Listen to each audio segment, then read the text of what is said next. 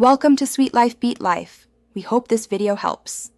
You need the essentials already installed: Swift Playgrounds and an Apple ID. Open a new app template and name your project. This creates the scene and app lifecycle files.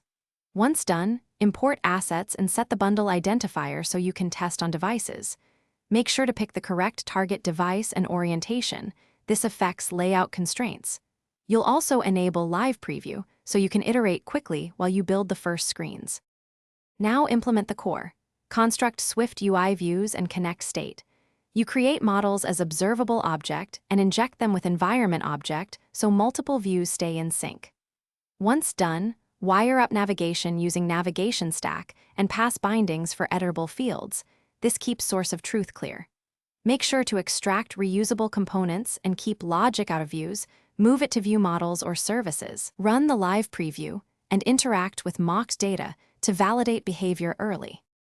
Finish by testing thoroughly on real devices and different size classes. Simulators are helpful, but physical testing reveals touch and performance issues. Once done, optimize assets and refactor hotspots.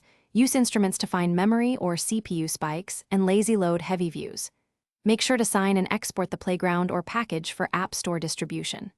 Troubleshooting tip: if live preview crashes, clean build, restart playgrounds, and isolate.